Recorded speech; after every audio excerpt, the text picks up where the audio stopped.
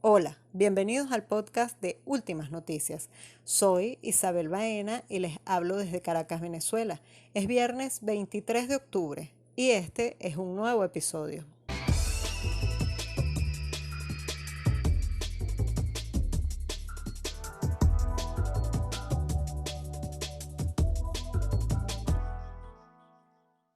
Haremos un contacto desde la sala de redacción del diario más importante de Venezuela para revisar el panorama informativo de la semana. También conversaremos sobre la situación de Bolivia con la victoria del MAS y sobre el ambiente que se vive en Chile, donde este domingo se realizará un plebiscito para una nueva constitución. Además, escucharemos lo nuevo de Ana Tijoux. Quédate con nosotros. Rebelión de octubre, nuestra América nos une. Rebelión de octubre, dignidad nos constituye.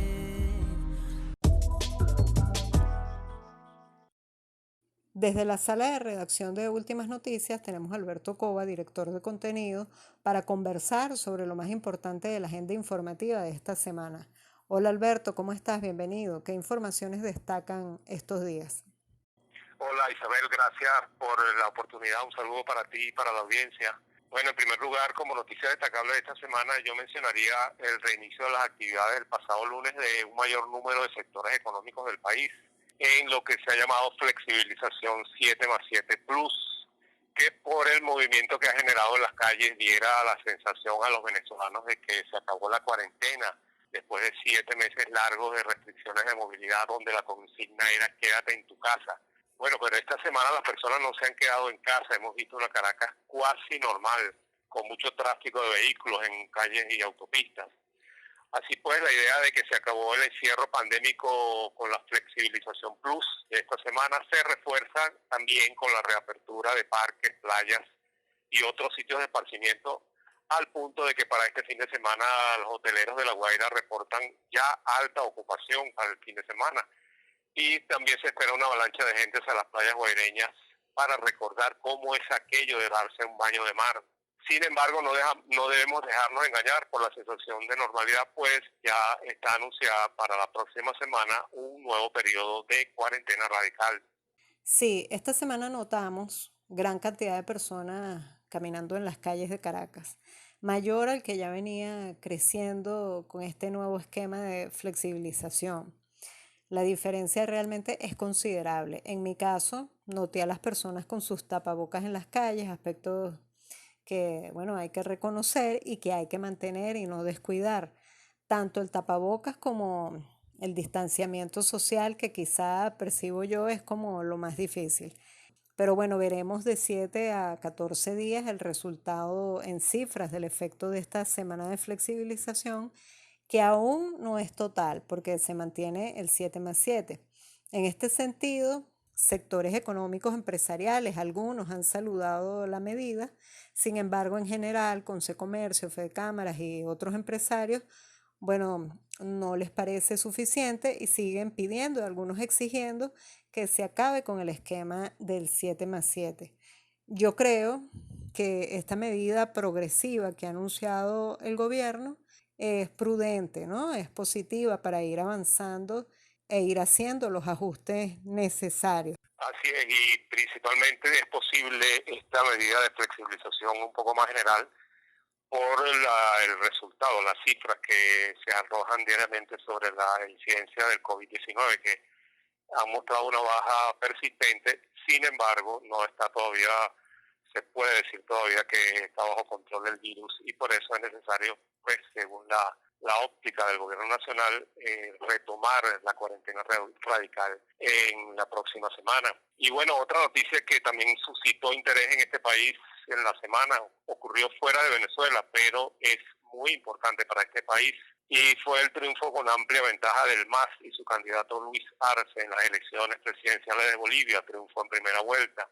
Aunque esta victoria del candidato del partido de Evo Morales era previsible por la ventaja que le otorgaban los sondeos de opinión, fue sorpresiva la diferencia. Hasta ahora, con el escrutinio de casi el 100% de los votos, la diferencia es de más de 25 puntos. 54% de votos fueron para Luis Arce, mientras que Mesa quedó 25 puntos por debajo con 29%.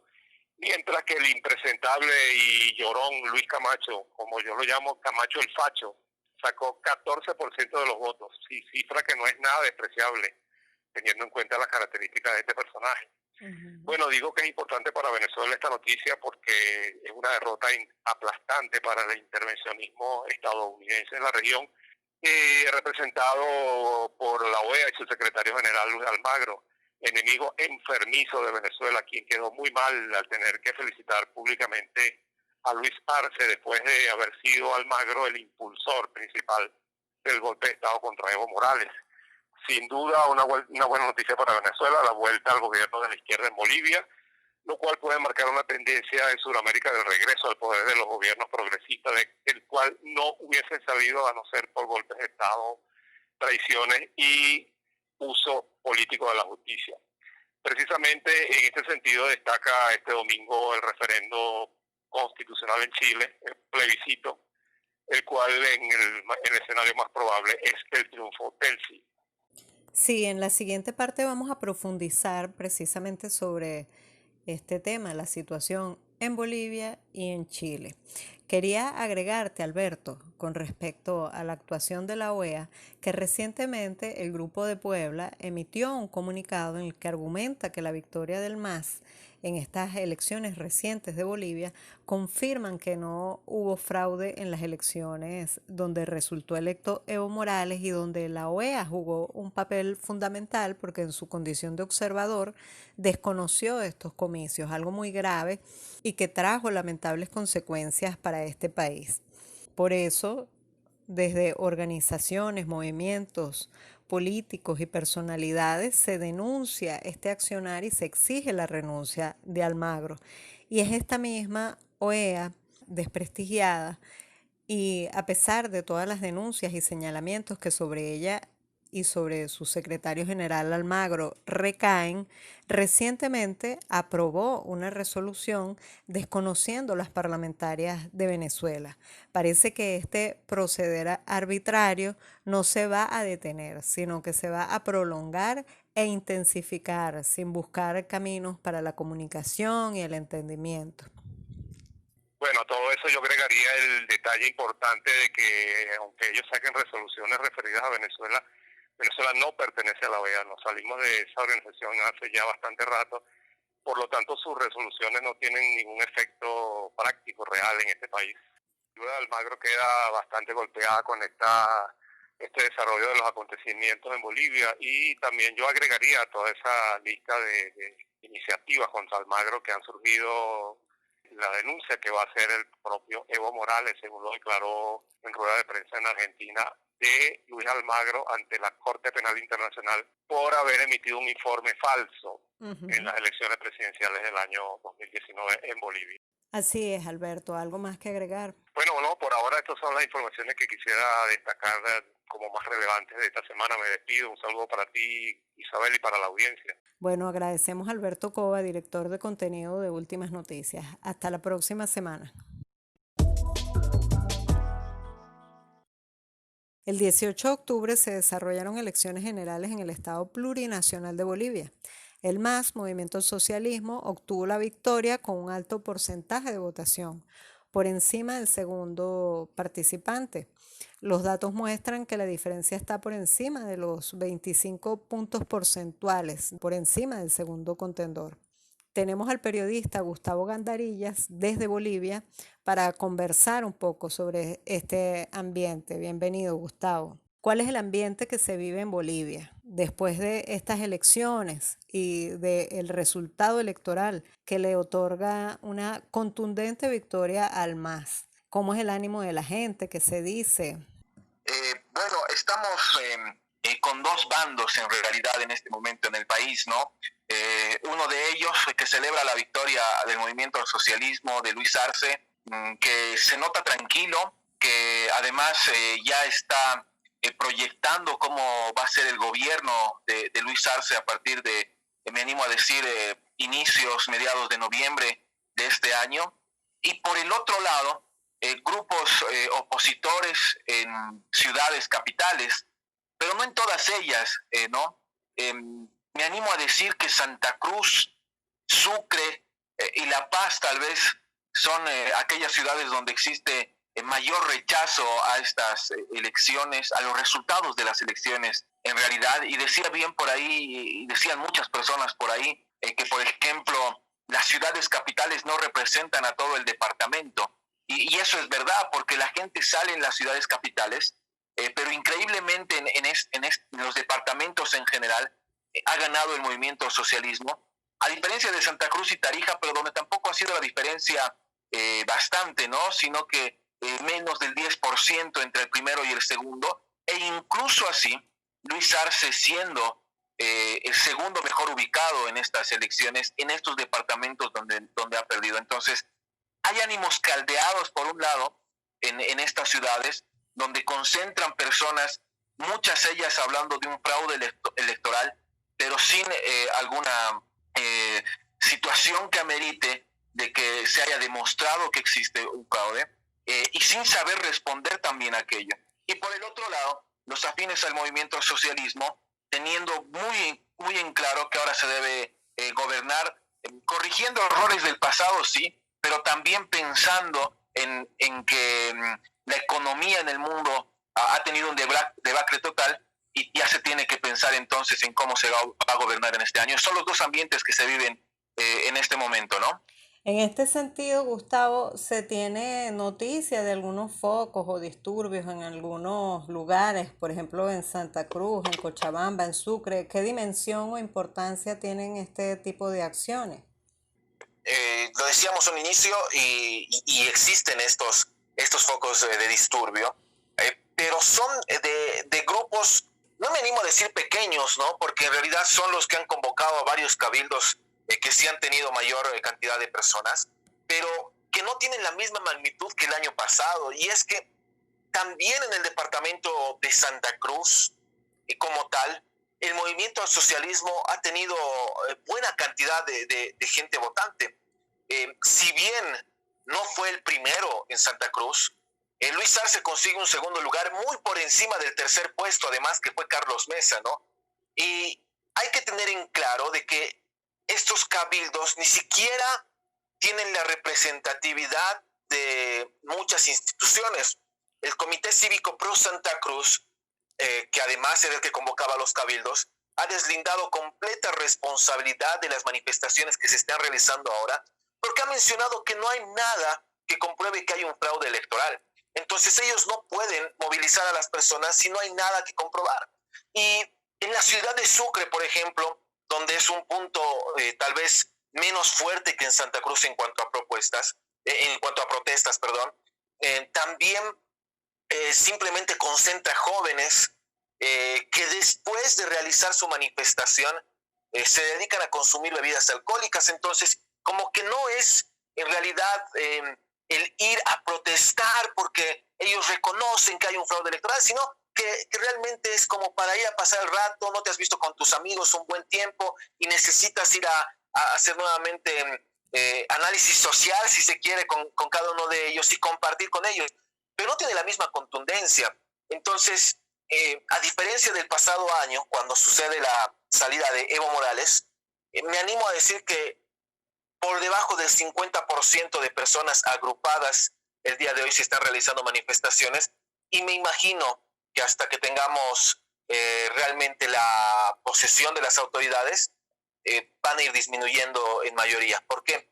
Porque el coronavirus nos ha afectado a todos y ahora necesitamos salir a trabajar. Y ese es un punto en el que también muchas personas no están yendo, porque ahora sí necesitamos tener ingresos económicos, ¿no? Así es. ¿Cuál es el comportamiento del gobierno de Yanine Áñez, visto que, bueno, todavía están activos hasta que se haga esta transmisión de mando? Bueno, Áñez ha reconocido el gobierno de Luis Arce, la victoria de Luis Arce, lo ha manifestado a través de un Twitter, había dicho que iban a respetar los resultados. Lo que extraña ahora es que el ministro más cercano, su mano derecha, el ministro de Gobierno Arturo Murillo, había mencionado antes de las elecciones que ya se tenían identificados grupos de agitadores y que no iban a permitir convulsión social en el país y que se iban a hacer respetar los resultados, sean cuales fueren. Me imagino que ellos pensaban que no iba a ganar Luis Arce, pero no se está haciendo cumplir, porque ahora todas las manifestaciones que están habiendo en contra del Tribunal Supremo Electoral y el acta y los cómputos que se están haciendo, no ha habido represión policial, no debería existir, estamos en cierto que yo, pero tampoco puede haber concentraciones grandes de personas manifestando cerca de un tribunal supremo, de un tribunal departamental. Entonces, si bien por un lado reconocen la victoria de Luis Arce, vuelven a posicionarlo ministro Arturo Murillo, a Víctor Hugo Cárdenas en educación, y como que no hacen nada con esta convulsión social contraria al MAS el día de hoy, cuando en Sacaba y en Sencata el pasado año se reprendió con efectivos militares, incluso cuando los militantes del movimiento al socialismo marchaban en apoyo a Evo Morales, ¿no? Entonces, son como dos caras de la moneda y todavía no se definen. Se van a esperar los resultados, dicen ellos, aunque ya en boca de urna y con el 100% de las actas computadas ya se tiene un ganador por amplia mayoría y en primera vuelta, pero parece ser que solamente es un discurso y no un hecho, porque no están haciendo nada más al respecto, ¿no? Van a entregarlo, van a entregar el mando presidencial, van a dejar de lado los ministerios, sí, pero no sabemos todavía qué más se hará en estos 15 días. Pues ha sido un año realmente de debacle económica, cuando Bolivia fue el primer país en crecimiento económico en América Latina, y también de debacle política y social, porque desaparecieron ministerios, desaparecieron cargos, hubo préstamos del FMI, y bueno, habrá que ver qué sorpresas más se nos viene. Una cosa es el discurso y otra cosa es el hecho para este gobierno. Así es, porque el presidente del Tribunal Supremo Electoral informó que en la primera quincena se estará realizando, digamos, esta entrega o esta transmisión de mando, pero no ha hecho este Tribunal Supremo Electoral, digamos, la declaración oficial de los resultados, ¿no? Pero mira, en este momento de la entrevista está al 96.67%. Y tiene el movimiento del socialismo más del 54% de votos frente al 24% de Comunidad Ciudadana. Sí. No veo dónde más. Realmente, si vamos por ese lado, pienso que también cae en un error, en este caso el Tribunal Supremo, el gobierno y todos los que están agitando, porque no hay un sentido en el decir el movimiento del socialismo no ha ganado. Incluso si estuviéramos al 90% y faltaran 10% que vayan directamente a Comunidad Ciudadana y Carlos Mesa, tampoco le alcanzaría a Carlos Mesa para ir a segunda vuelta con el movimiento del socialismo de Luis Arce. Seguiría siendo el ganador Luis Arce con más del 10% de votos. Bueno, agradecemos al periodista Gustavo Gandarillas por este análisis, por esta mirada de la situación en Bolivia tras el proceso electoral. También tenemos a Javier Larraín, él es jefe editorial de la revista Correo del Alba. Bienvenido, Javier. Se abre un nuevo escenario con el resultado de estas elecciones en Bolivia, que le dan la victoria al MAS, con una gran ventaja, después del golpe de Estado que se dio al gobierno de Evo Morales. ¿Qué se puede extraer o analizar de esta expresión del pueblo boliviano después de todo lo que ha vivido estos meses entre el golpe de Estado a Evo Morales y esta nueva elección que ratifica al MAS? Mira, en primer lugar yo creo que un pueblo que mostró en el ejercicio del domingo una fuerte vocación ciudadana y democrática. Fue lo que algunos pueden llamar siempre una fiesta electoral, ¿no? Porque en medio de la pandemia, en medio de amenazas también políticas, de persecuciones, de todo este tipo de irregularidades que ha habido el último año, la gente concurrió masivamente.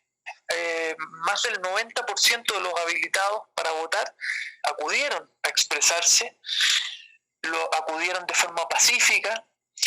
No hubo mayores incidentes, salvo algunos episodios muy aislados. Entonces fue un proceso participativo, popular, masivo, pacífico, y sobre todo muy transparente. Fue aplaudido por los veedores internacionales que iban desde diputados, legisladores progresistas encabezados por el presidente Lugo, invitados por los parlamentarios del MAS, hasta misiones de la OEA, hasta la Iglesia Católica, hasta misiones de la Unión Europea, el Centro Carter. O sea, había veedores de todo el espectro político, algunos cómplices incluso del golpe de Estado del año pasado, y todos tuvieron que reconocer esta participación que, como dices tú, le entrega además una victoria muy contundente al candidato, a los candidatos del movimiento al socialismo, ¿no?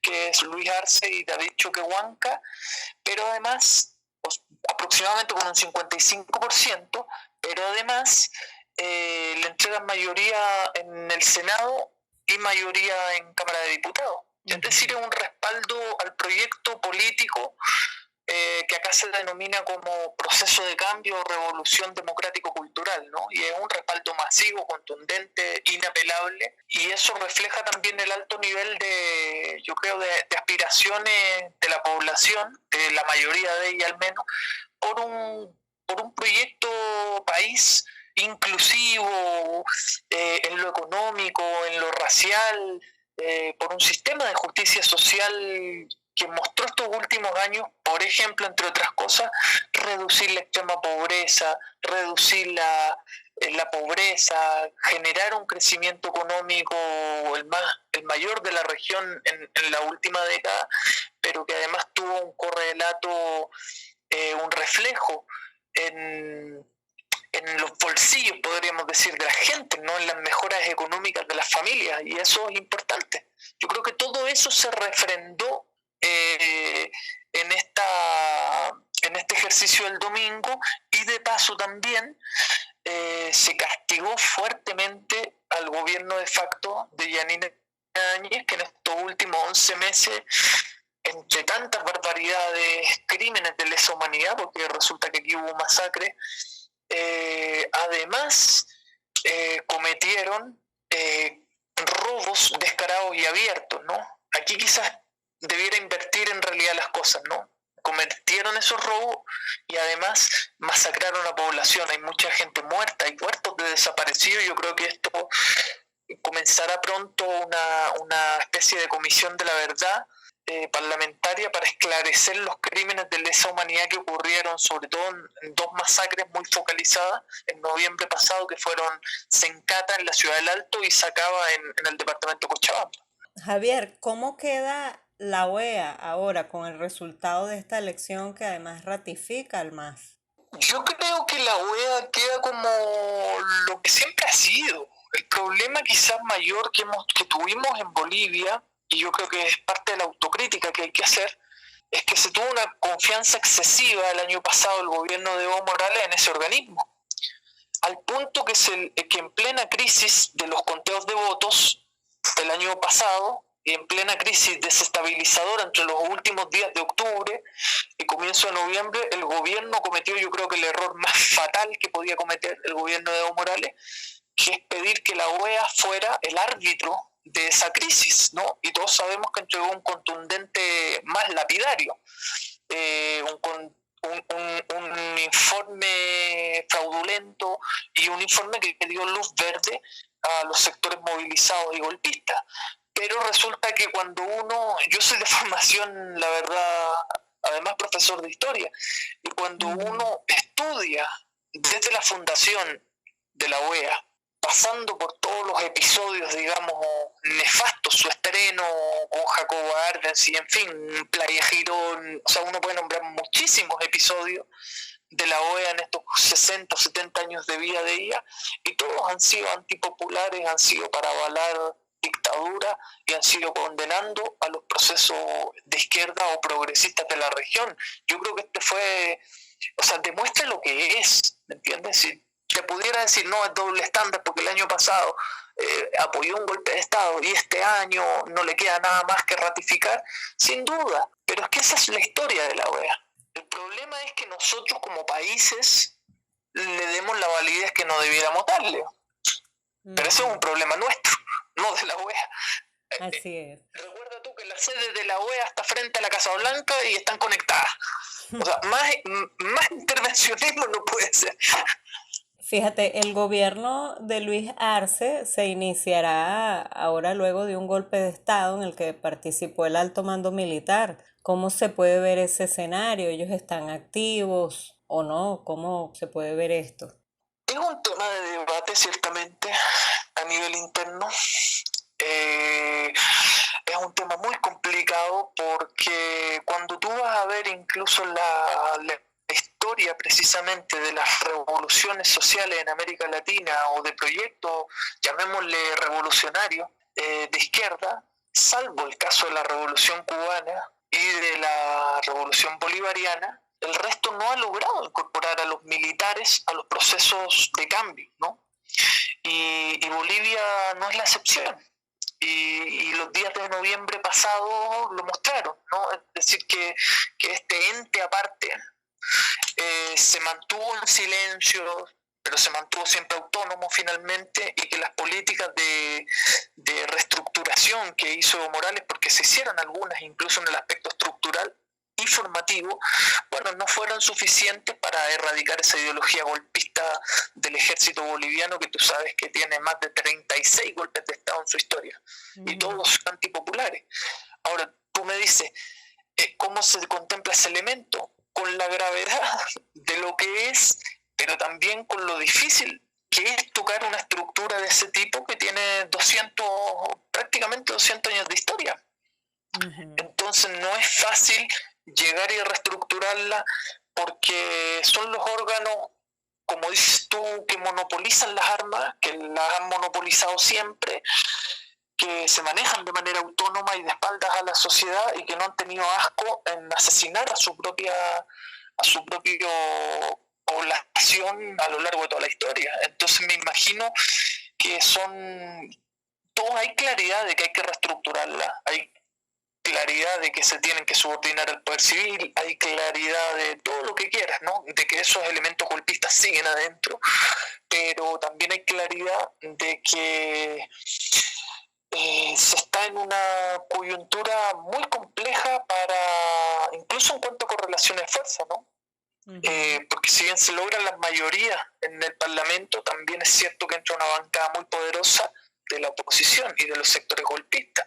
Entonces, casi yo creo que, me imagino que el MAS lo tendrá que evaluar muy inteligentemente qué resortes tocar, desde dónde tocar y en quién se puede apoyar, ¿no? Para no generar una reacción inmediata de estos sectores golpistas, que además tienen un agravante, que es muchos de ellos son responsables de las masacres. Entonces ellos saben que si se les arma una comisión de la verdad, digamos, una comisión investigativa, hay altos mandos que cometieron crímenes de lesa humanidad. Entonces están, si tú quieres, entre la espada y la pared, y me imagino que muy expectante, y me imagino también que como buenos militares de América Latina, violadores de derechos humanos, tratando de buscar la impunidad y luchar por ella, ¿no? Que no se les juzgue por sus crímenes.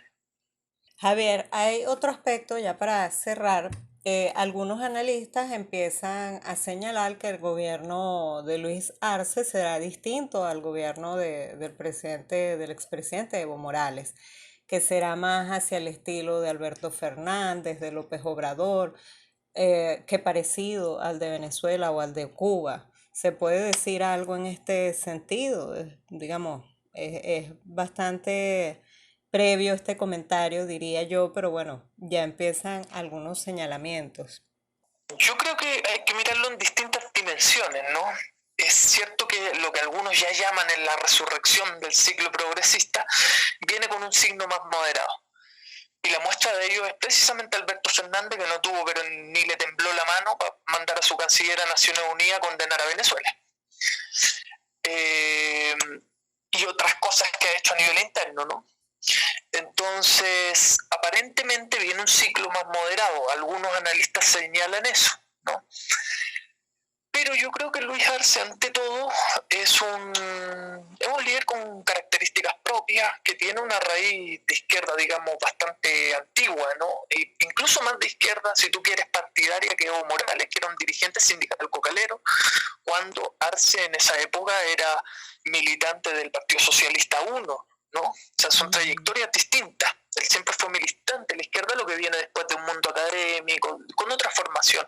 Yo creo que tienen sellos propios, trayectorias propias, y lo importante en este caso, yo creo que un factor determinante va a ser la capacidad de la movilización y la participación social, ¿no? Es algo que se había desgastado a fines de la gestión de Evo Morales, producto de la burocratización de muchos de los movimientos sociales y de los líderes, y que cuando se produce el golpe, al verse las bases sociales derechamente huérfanas, porque sus líderes se fueron todos del país, partiendo por Evo Morales y por el vicepresidente Álvaro García Linera, se fueron, y resulta que la gente la quedaron masacrando acá. Eso que obligó a que la gente se tuviera que reorganizar, tuvieran que emerger líderes naturales, tuvieran que solitos hacer frente a la violencia, hacer frente a la masacre, ¿no? Y eso fue un crecimiento, estos últimos meses han sido un crecimiento en términos de conciencia de esa población que se encontró sola y abandonada por las personas que dijeron liderarla y acompañarla durante años, que yo creo que va a ser la propia gente y esas organizaciones las que van a tratar de, si tú quieres, presionar en el mejor sentido a Luis Arce, ¿no? Y que no sea al revés, que no sea el poder vertical de arriba hacia abajo el que ordene las cosas, sino que la gente, por lo que se jugó la vida, por todo este proceso de enseñanza, la que intuitivamente y también organizadamente diga, épale, usted no está bien, ¿no? No está bien aliarse a Prosur, no está bien hacer tal o cual cosa, hay que fortalecer el ALBA. Yo creo que hay que tener esa esperanza en el movimiento que tuvo un crecimiento gigantesco ante la ausencia de sus líderes históricos a fin del año pasado. Bueno, agradecemos a Javier Larraín, jefe editorial del Correo del Alba, por estas importantes consideraciones sobre el escenario político en Bolivia. Bueno, la información y los acontecimientos han estado muy movidos esta semana en Latinoamérica. Por eso ahora nos trasladamos de Bolivia a la situación en Chile. El domingo pasado se cumplió un año de la rebelión popular que estalló en Chile, en rechazo a la gestión y a las medidas del gobierno del presidente Sebastián Piñera. Vimos este domingo las manifestaciones populares, la retoma del movimiento popular en las calles en el marco del aniversario de este hecho. Esta rebelión que emergió en 2019, bueno, se vio afectada por la pandemia, sin embargo, el pueblo chileno se ha mantenido activo en las calles.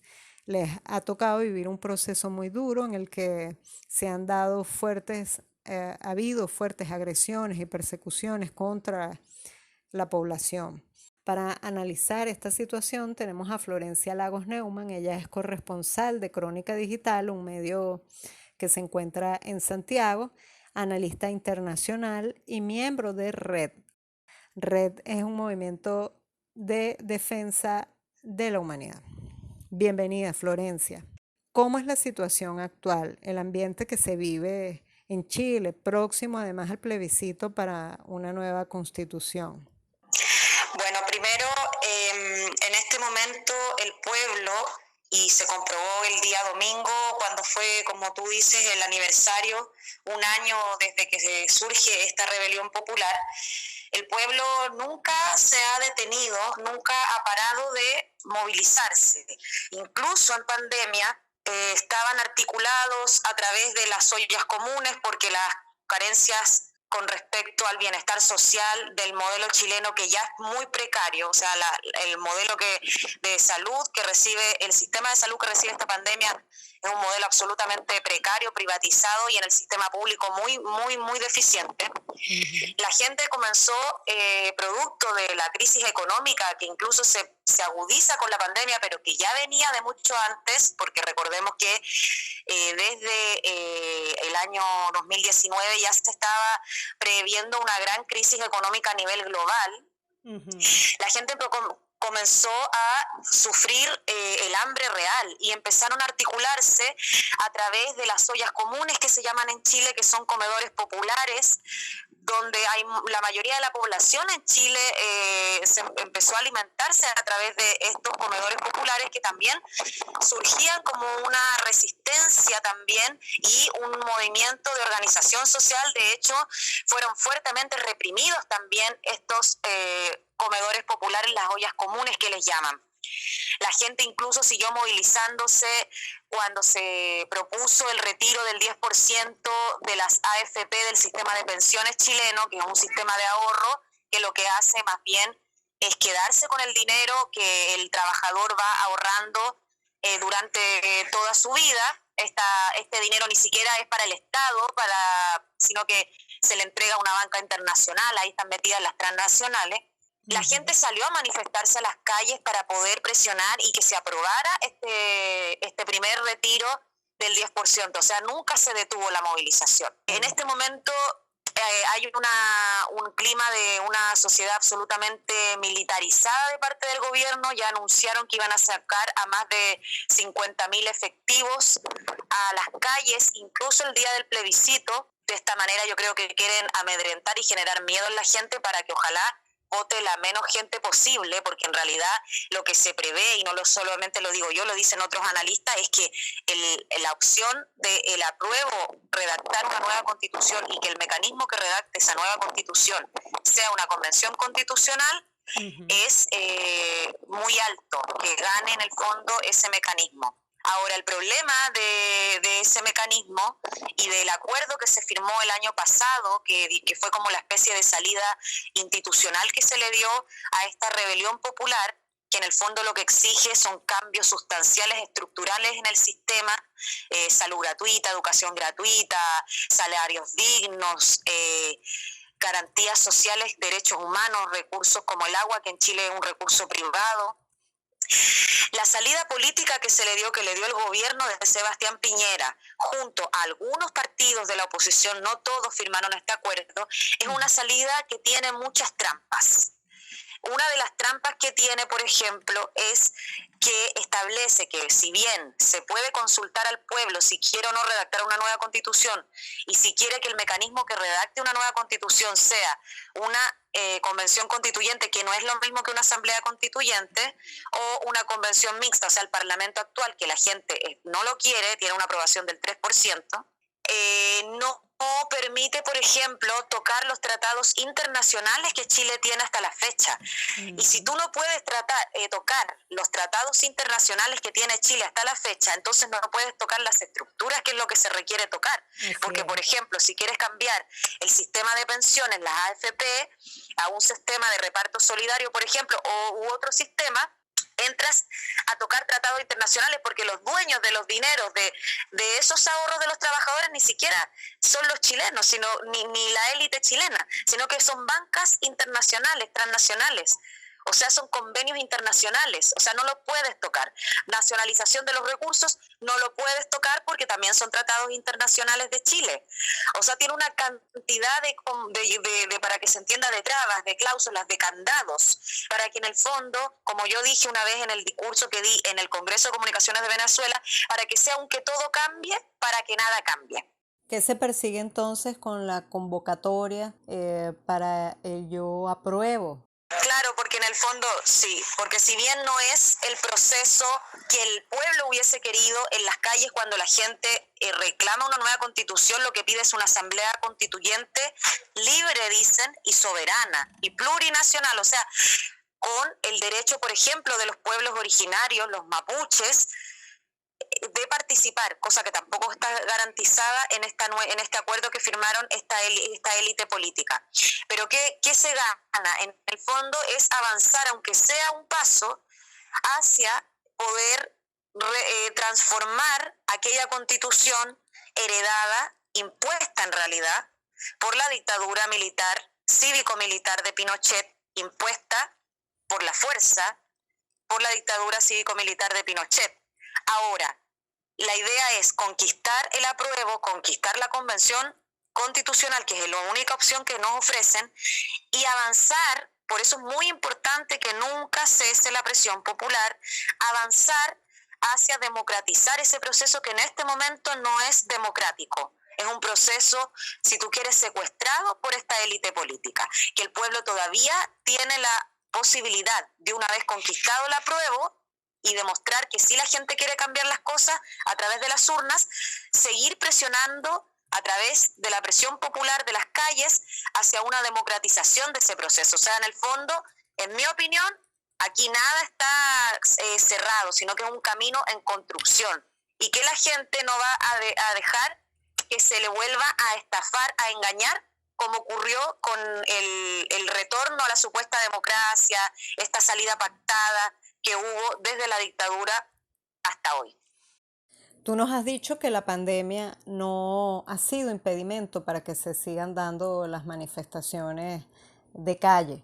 Hemos visto en las redes sociales videos, imágenes de las agresiones contra la gente, las persecuciones.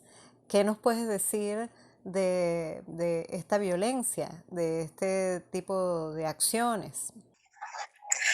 Yo creo que, hay 5 informes internacionales que ratifican que el gobierno de Piñera ha violado los derechos humanos sistemáticamente y cometido crímenes de lesa humanidad, o sea, una violencia sistémica, o sea, no es una violencia eventual, sino que ha sido un modus operandi de este gobierno el criminalizar la protesta pacífica social, y lo que ha ocurrido frente a eso es que este pueblo ha forjado lo que ellos llaman una primera línea en defensa para que pueda ocurrir esta manifestación, porque si no, no podría ocurrir, porque es como tú dices, la violencia que se ha desatado. O sea, la última imagen de ese carabinero, que es la policía chilena, que lanza a un niño de 16 años al río Mapocho y después se retiran, o sea, ese niño hubiese muerto si no hubiese sido por esta primera línea, este pueblo que se organiza en defensa de estas manifestaciones, ese niño hubiese muerto.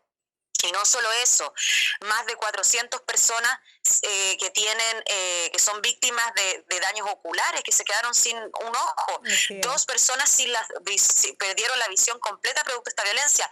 Hace 2 días asesinaron a quemarropa a un joven en una población. O sea, realmente, donde se requiere una misión permanente de observación y donde se requiere que se forme un alegato internacional con respecto a los crímenes de lesa humanidad y violaciones a los derechos humanos, es en Chile. Urgente, ese Estado debe ser intervenido, esa policía, esos carabineros, esas fuerzas armadas deben ser intervenidas, porque no es posible que estén adoctrinadas en servicio de una élite que defiende sus intereses y que lo que hacen es asesinar a su propio pueblo, disparar a su propio pueblo, que lo que está haciendo es luchar contra un sistema que los oprime. O sea, cosa más injusta que esa, yo no sé dónde se puede encontrar. Bueno, agradecemos a Florencia Lagos Neumann, analista internacional, por estas importantes consideraciones sobre la situación en Chile. La cantante chileno-francesa Anna Tijoux estrenó el 16 de octubre el tema Rebelión de Octubre, a un año de la rebelión popular del pueblo chileno. Hay un mensaje que acompaña este videoclip en el canal oficial del artista en YouTube que dice: Rebelión de Octubre es un sincero homenaje a todas las rebeliones que luchan por un mundo ampliado en justicia y libertad. Este es el mensaje. La artista, nos tiene acostumbrados a presentar propuestas originales, distintas, cargadas con un alto contenido político, de crítica. Y en esta oportunidad la acompaña una joven rapera mapuche, MC Millaray. Los vamos a dejar entonces con este tema para la reflexión y también para disfrutar mientras reflexionamos. Rebelión de Octubre con Anna Tijoux. Disfrútenlo.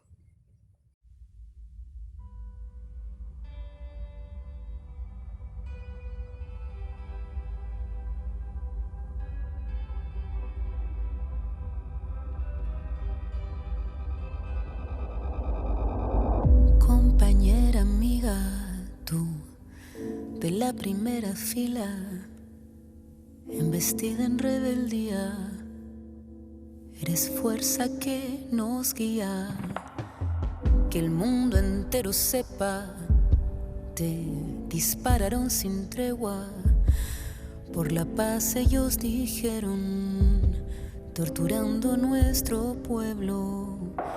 Rebelión de octubre, nuestra América nos une. Rebelión de octubre, dignidad nos constituye. Octubre, rebelión, con honesta convicción. Octubre, rebelión, se lucha desde el corazón.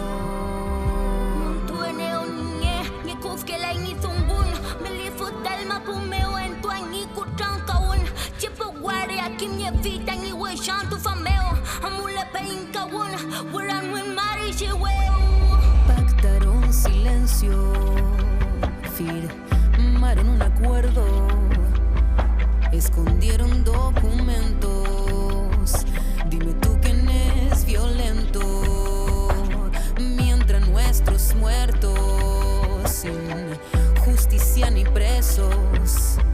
Vamos a quebrar silencio y la vida alzaremos. Rebelión de octubre, nuestra América nos une.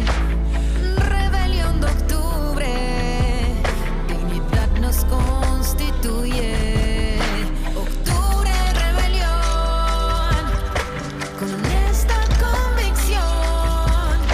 Octubre, rebelión, se lucha desde el corazón. Abajo y a la izquierda, a mí me late, a ti te late. Abajo y a la izquierda, a ti te late y a mí me late. Me gustaría con mis dos ojitos poder volver a mirar, pero a través de mi voz te quiero informar que mi lucha se escucha, ya que la injusticia fue injusta. Pero este es el nuevo despertar. Aquella capucha te empodera de rebeldía. Tu mirada sombría refleja que tu alma está herida. Pero ha llegado el día en que con la mente enfurecida nos enfrentamos ante la desigualdad, represión e hipocresía. De pronto la lucha se expandía, en las calles ardía un fuego que de pronto encendía, pues el futuro de nosotros dependía. Nuestra lucha por los años trascendería. Esto sería hasta que la dignidad sea tuya y mía. Hasta que la dignidad sea tuya y mía.